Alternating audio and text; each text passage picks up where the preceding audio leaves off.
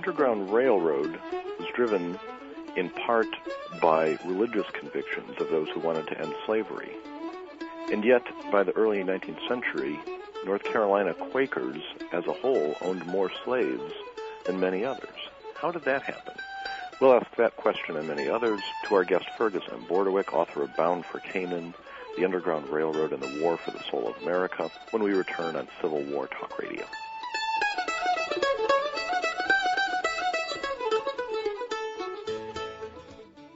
Deep in their split-level castle, the gallant Swiss knights planned their audacious quest to eliminate Tillamook cheese. Pay attention. I have here... Hans, will you stop slashing? Sorry. I have here my plan to penetrate the very heart of the Tillamook. Thank you. To eliminate their unacceptably delicious cheese. Now, as you can see on this tapestry, the attack routes are embroidered. You embroidered? Well, the maidens did the actual sewing. What's this brown thing? The cheese vault, of course. Tillamook's not in a vault, it's in supermarkets. Oh, petty detail. Now we steal the cheese. Steal the cheese? Yes, idiot! Ow! And then place the blocks of cheese here. And what about the shreds and slices?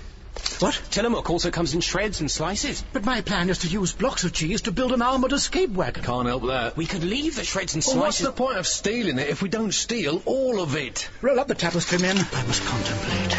And so the knights rethink their action plan, and all because Tillamook is award-winning cheddar, farmer-owned since 1909. 1909? It's like yesterday. Clearly worth stealing, and comes in shreds and slices.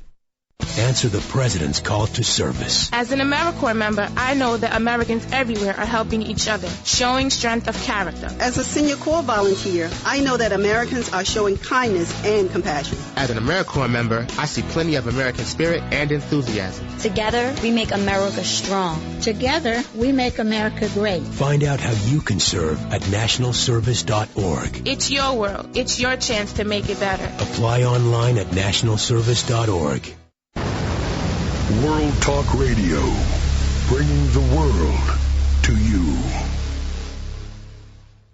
To reach a show host or guest during the live show, dial toll-free in North America 866-613-1612. Or if outside the USA and Canada, dial 001-858-268-3068.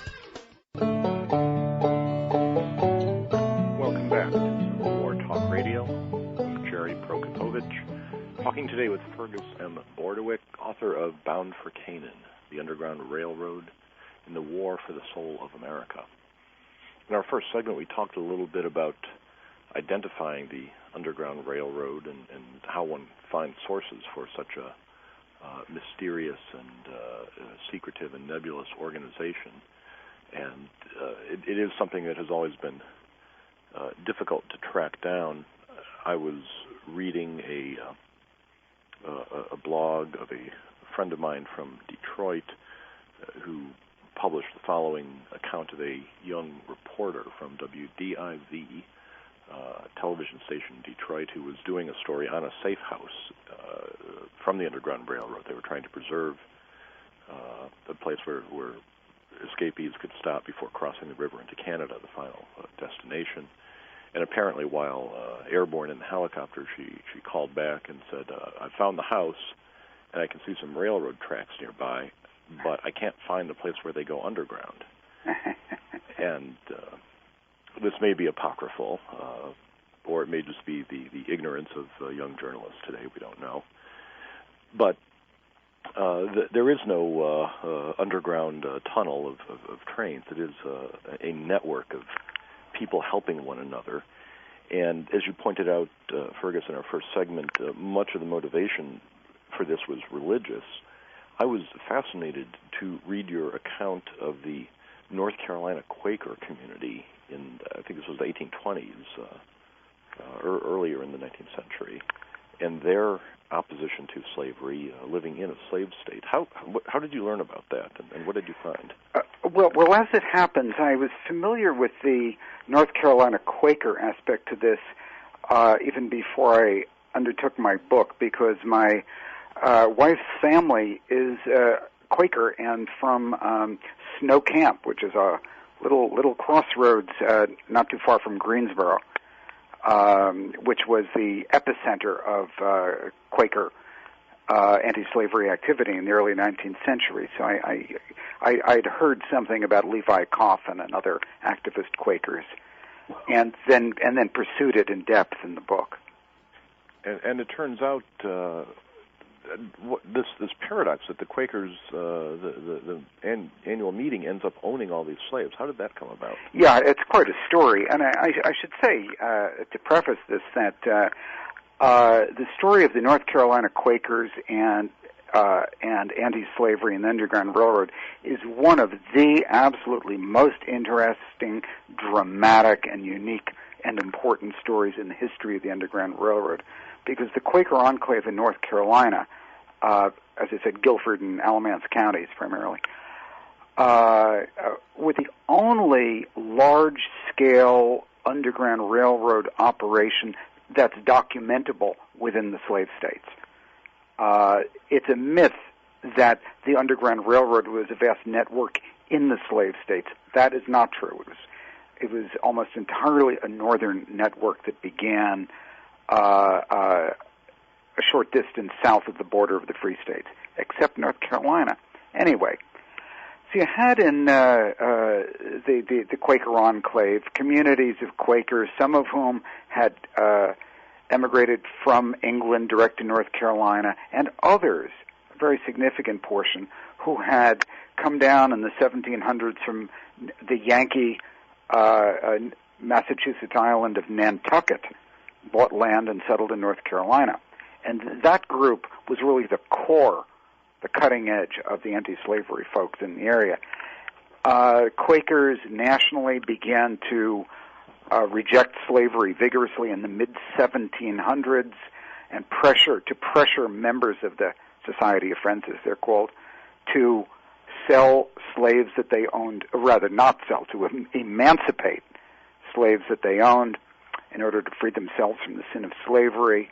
And that same movement took place in North Carolina. So the Quakers as a group were rejecting slavery. Other slave owners were often asking if they could emancipate their slaves into the care of the Quakers, because free blacks had virtually no legal standing in North Carolina or any other slave-owning states at that time, talking about the early 19th century. And to make a long story short, for the safety of former slaves themselves, so that they wouldn't be kidnapped, re-enslaved, or otherwise preyed upon, the yearly meeting, the Quaker yearly meeting of North Carolina, New Garden actually, the New Garden yearly meeting near Greensboro, took it upon itself to actually become the owner of slaves who were to be emancipated. And indeed, non-Quakers began willing their slaves to the yearly meeting. And here are the Quakers who are anti-slavery and are becoming a fast slave-owning group, which drove them crazy. I mean, they were very, very distressed by it. But slaves who were emancipated without protection in North Carolina were often kidnapped and so forced back into slavery. So the Underground Railroad in North Carolina developed approximately around the year 1820 as a way of sending these slaves who were owned by the yearly meeting out of North Carolina and almost entirely across the mountains with Quaker emigrants traveling by ox cart to Indiana, where many, many North Carolina Quakers relocated. So Quaker families were taking technically enslaved people with them to Indiana, and a lot of fugitives were being tucked into the same group. And Levi Coffin comes into the story at this point as he's someone who's going to end up in Indiana. I personally used to live in Indiana. Now I'm in North Carolina. I went the other way on this route. But many of these slaves going from the North Carolina Quaker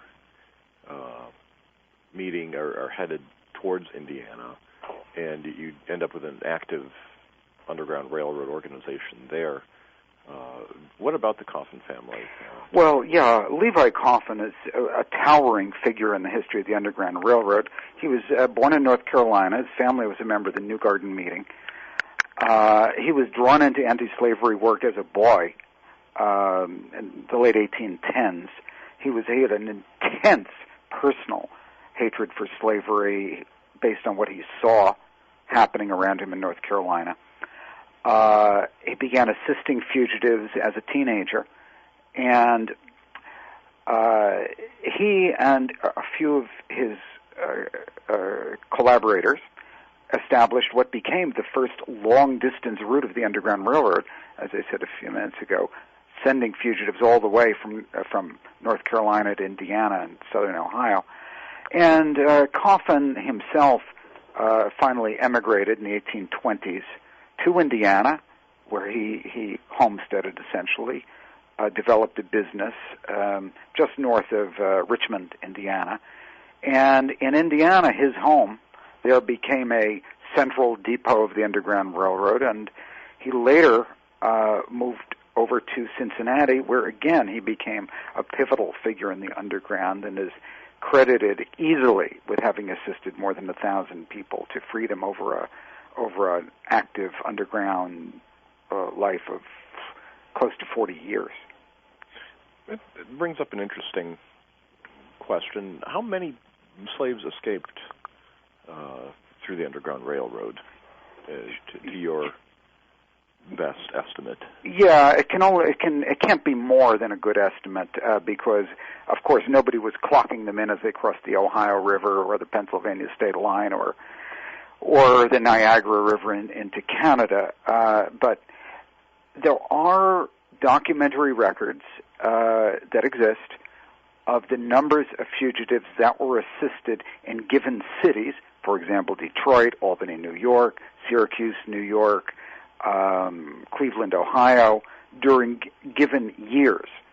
The Underground did keep records from time to time in some places. Most of that's gone, but some of it remains. So it is possible to extrapolate pretty good estimates based on numbers that given stations that we know were quite busy, like Syracuse or Detroit, the numbers that they handled over time. So my best estimate, and I think it's a little conservative, is that perhaps about 100,000 fugitives were successfully moved to freedom by the Underground Railroad over a period of approximately 60 years, from about 1800, which is when the Underground originated around Philadelphia, to the Civil War. Now, the volume of traffic certainly increased from the 1830s on, and the majority, substantially, of that number would have been traveling between the late 1830s and 1861 or 62. The last fugitives who are recorded as being assisted by the Underground going to Canada in 1862 from Detroit. So the total number could well have been as high as maybe 150,000, but I couldn't prove it and I wouldn't assert it. A low would be something like 75,000. Now, even if we take the middle number, take 100,000, a striking thing about that is if you take the entire enslaved population in 1860, roughly 4 million, that's 2.5%. But that's not 2.5% in 1 year. That's 2.5% spread out, as you said, over 60 years. Correct.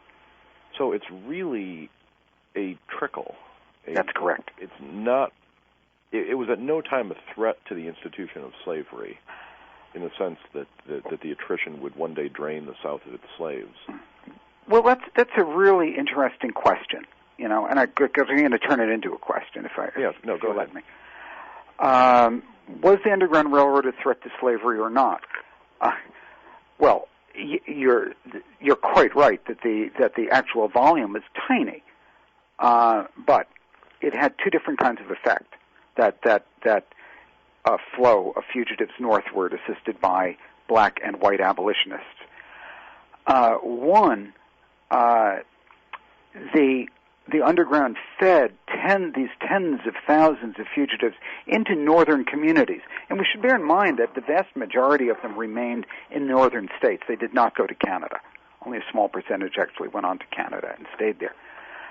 Most settled where they found safety and work, which was in northern rural communities or cities like New York, Syracuse, Detroit, where for the first time, many, many, many Northerners, middle-class Northerners, working-class Northerners, white Northerners, encountered people who had been slaves and firsthand learned what slavery was like, and the presence of these tens of thousands of fugitives, quite a few of whom, incidentally, become speakers on the abolitionist circuit and speak publicly at meetings, carrying their stories to white audiences.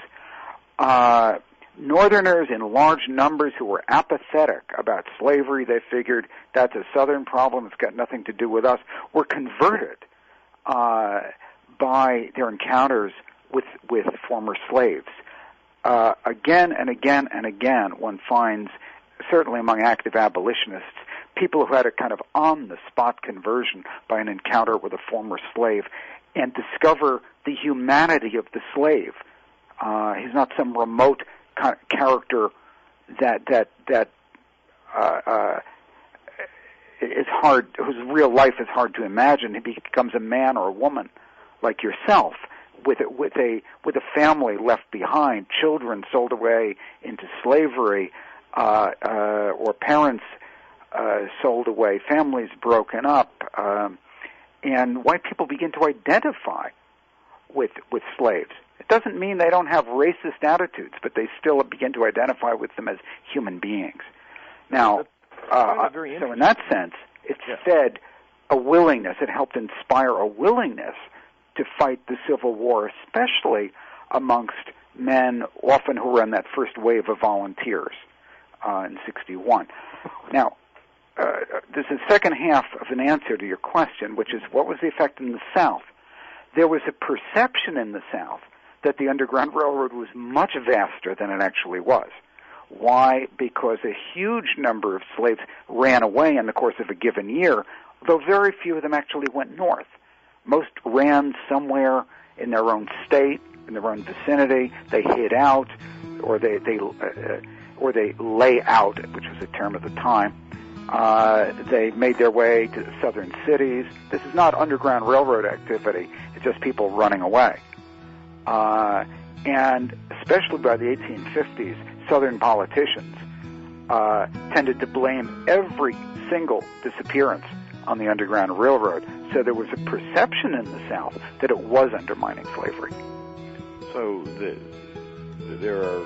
there's both a symbolic value, a propaganda value, a spreading of ideology, of perception. Yeah.